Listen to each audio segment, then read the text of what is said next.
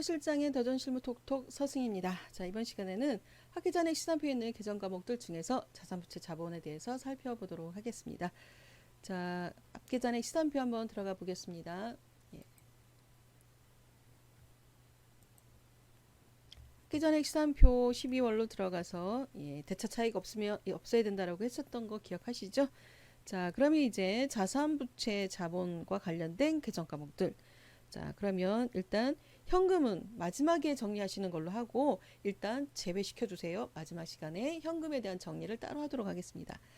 자, 그 다음 보통예금 개정은 통장별로 관리하는 거에 대해서 말씀드렸죠. 자, 통장 정리하시면서 통장 사업용 계좌 등록된 거 반드시 확인해 주시라고 했었고요. 자, 그러면서 채권 채무, 그러니까 외상 매출금, 미수금, 선급금, 선급 비용, 그 다음에 부채에 가면 외상 매입금, 미지급금, 이러한 선수금이나 차입금 이런 계정들에 대해서 계정 과목별로 거래처 원장 관리가 정리가 되어 있어야 되겠죠. 그래야 우리 법인 할 때처럼 결산에 대한 마무리 작업에서 결산 부속 명세서 작성하실 수가 있습니다. 그래서 통장 관리하시면서 채권 외상 매출금, 외상 매입금, 미수금, 미지급금, 거래처 원장으로 해서 반드시 관리해 두시라고 했었던 거 반드시 기억하시고요. 자, 그 다음에 이제 선급 비용, 선급 비용 계정이 있는데요. 이건 보험료 선급분 이런 부분들이 있죠. 그래서 결산하시면서 자, 보험료 미리 낸 것들이 있으면 선급 비용으로 대체하는 분께 하시면 되겠습니다. 전기에 선급 비용으로 남아 있었다라고 하면 올해는 단기에는 기간이 경과가 됐으면 비용이 돼야죠.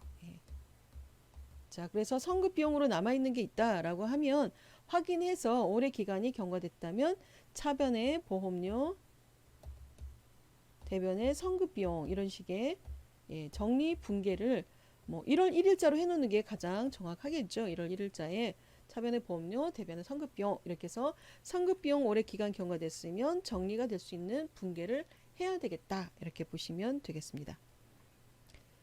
자, 그 다음에 재고자산이 있는데요. 재고자산 상품, 제가 지금 도서매업이니까 상품 계정인 거고요. 그 다음에 제조업이라면 원재료 또는 제공품, 제품 있을 수 있고요. 건설업인 경우에도 도급 또는 분양에 해당되는 원재료나 미완성 공사 등에 해당되는 재고자산이 있을 수 있습니다. 자, 재고자산 있는 부분은 저희가 실제로 실사를 통해서 실사해가지고 재고가 얼마 남아 있는지 파악을 해야죠. 그래서 못 쓰게 돼버린 것 이런 것들은 차변에 재고자산, 감모 손실, 대변에 상품 이렇게 분계를 넣어 주셔야 되는 거고요.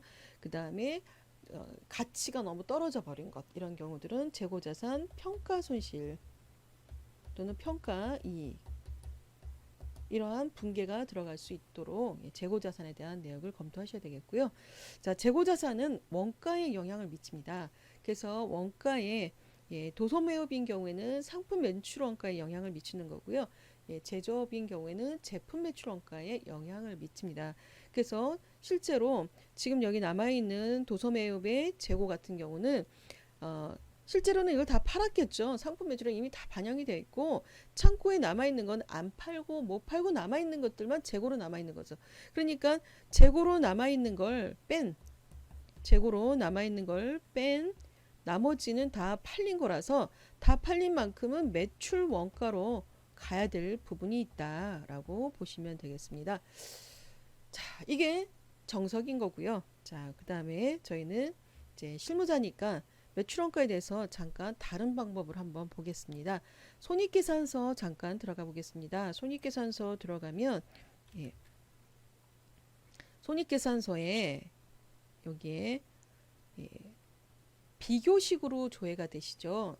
손익계산서를 가서 보실 때 기능모음 들어가서 비율 키를 눌러서 비율로 보시는 게 좋습니다.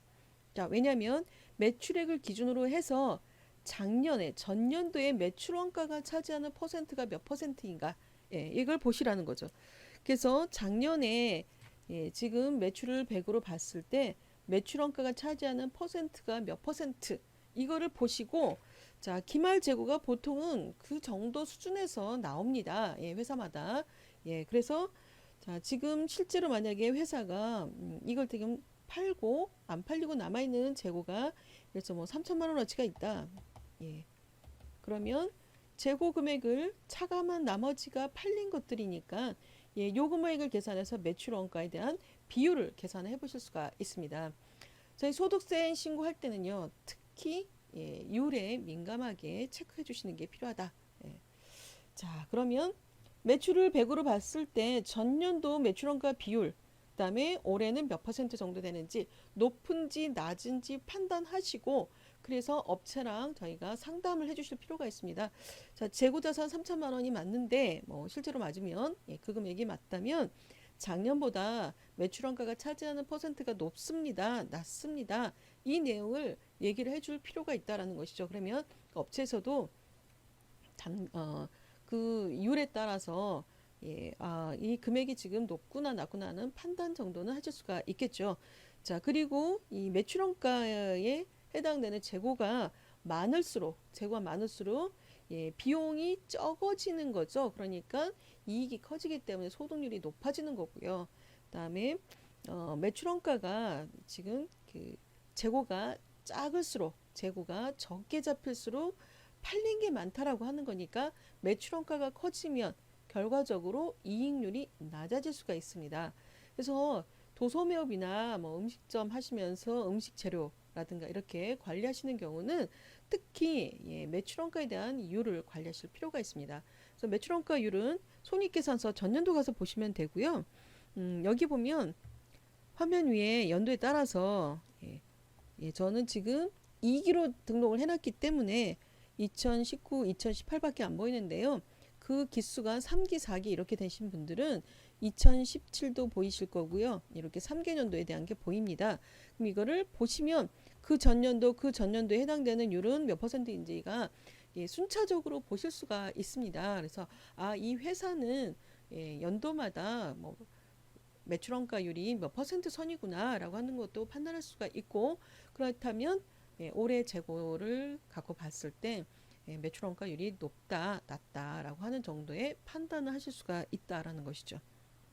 자, 이렇게 해서 예, 원가에 미치는 영향을 잠깐 살펴보았고요. 자, 그다음에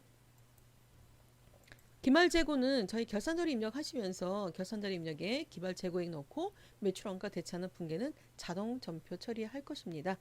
그래서 재고 금액만 파악해 두시면 되는 거죠. 자, 그리고 이제 유형자산 부분은 감가상각해야 되니까 요 금액들이 고정자산 등록에 되어 있나 이렇게 살펴보실 필요가 있고요. 저희가 다음 시간엔 감가상각 할 거니까 예, 그 전년도에 감가상각 대상 자산과 감가상각 누계액이 어떻게 되어 있었나 예, 이런 내용을 살펴보시면 되겠고요. 또 부동산 임대업을 하시는 경우는 임대용 자산에 해당되는 건물이 어떻게 되어 있나 이런 내용도 살펴보실 필요가 있겠죠. 자, 그 다음에 부채, 외상매입금, 미지급금, 예수금 이런 부채들 거래처, 채권, 채무, 통장이랑 같이 관리해서 정리해 주시라고 했었고요. 자, 특별히 개인 기업이기 때문에 저희가 차입금에 대한 부분은 좀 관리를 하셔야 됩니다. 자, 무슨 얘기냐면 저희가 이제 개인 조정에 들어가게 되면 차입금 이자, 그러니까 지급 이자에 대한 필요경비 불산입에 해당되는 항목이 나오는데요. 이 차입금에 대한 부분이 예, 실제로 사업용 자산과 관련해서 예, 관련된 업무와 관련된 차입금이냐 아니냐를 가지고 지급이자에 대한 필요경비 불산입을 계산하게 됩니다. 자, 그리고 이자 비용에 대한 것도 이자율별로 관리를 하실 필요가 있다라는 것이죠. 그래서 차입금 업무용과 또는 가사용으로 빌린 게 들어와 있는 건 없는지 이런 것들도 확인해 보실 필요가 있다. 이렇게 보시면 되겠습니다. 자, 그 다음에 뭐 장기 차입금 마찬가지고요. 그다음 자본금, 자산부채 자본들 중에서 자본금, 개인 기업에 대한 자본금은 법인과 다르다라고 했습니다. 그래서 자본금은 기초 자본금에 예, 그다음에 인출금 플러스 마이너스 그리고 단기 순손익 플러스 마이너스 이렇게 해서 자본금에 대한 대체를 할 것입니다. 자, 그러면 이 인출금 같은 경우는 지금 원래 자본이 대변이 자기 자리죠. 예, 대변이 자기 자리예요. 그런데 지금 인출금은 대표자가 돈이 없어서 더 빼간 경우도 있고 그다음에 더 내놓은 경우도 있습니다. 예. 법인에서는 저희가 가수금, 가지급금이라는 개정을 썼는데요. 개인에서는 가지급금, 가수금 개정을 사용하지 않습니다. 대신에 인출금이라는 개정을 쓰는 거죠. 법인에서는 가지급금, 가수금이 대표자가 업무와 관련 없이 가지고 가게 되면 인정이자 계산을 했었는데요. 개인기업에서는 인정이자 개념이 없습니다. 단지 인출금으로 대표자가 돈을 내놨다가 가져갔다. 어차피 이건 내 거니까. 망해도 내가 망하는 거고 이익이 나도 나 혼자 흥하는 거죠. 그러니까 대표자가 돈을 내놓고 가지고 하는 거에 대해서는 자유롭다라는 거죠. 그래서 그런 경우에 기중에 발생되는 모든 거래들은 인출금으로 대표자와 관련된 사업주와 관련된 비용들은 인출금 계정으로 쓰시면 돼요. 인출금으로 썼다가 인출금 잔액이 지금 대변에 마이너스가 나면 가지고 간 게 많다라는 거죠. 자, 그러면 예를 들어서 지금 인출금이 대변에 마이너스로 표시가 되면 얘가 0이 돼야 되잖아요. 그런데 대변에 마이너스니까 결과적으로 분개를 하게 되면 자, 대변에 인출금이고 3,700이 플러스 금액으로 차변에는 자본금. 자, 이렇게 분개를 하시면 인출금이 마이너스였는데 대변에 플러스 금액이 와서 0이 돼 버리는 거고 대신에 그 금액만큼 자본금이 줄어드는 거죠. 가지고 간 게 많으니까 자본금이 줄어들게 됩니다. 자, 이러한 분개를 12월 31일자에 일반전표 입력에 입력을 하시면 된다라는 것이고요. 그 다음에 대변에 인출금이 플러스 금액으로 있었다. 플러스 금액으로 있었으면 반대가 돼야죠. 자, 얘가 0이 돼야 되니까 인출금은 0을 만들려면 인출금 계정이 차변의 인출금 그리고 대변의 자본금이 더 늘어나는 거죠. 인출금이 대변에 있다는 건 대표자가 내놓은 게 회사에다 내놓은 게 더 많다. 그러니까 자본금이 늘어나는 것이고 인출금은 정리해서 0을 만들어 주는 것이고 이렇게 이해하시면 되겠습니다. 그래서 자본금 항상 인출금이 있으면 정리해야 된다라고 보시면 되고요. 이 인출금은 나중에 현금 정리하고 난 다음에도 또 나오기 때문에 현금 정리 끝나고 난 다음에 자본금에 대한 대체 분개를 진행하시면 돼요. 미리 하실 필요는 없습니다. 결산 맨 마지막에 현금 정리하시고 현금 정리하고 난 다음에 인출금 분개 들어가시면 됩니다. 되셨죠? 자, 이렇게 해서 자산부채 자본에 대한 계정 과목별 정리를 살펴보았습니다. 자, 저희가 다음 시간에 감가상각과 뭐 퇴직급여, 성급비용 이런 부분을 따로 또 할 것이라서 이 정도에 대한 내용만 정리하도록 하겠습니다. 자, 수고하셨습니다. 다음 시간에 뵐게요.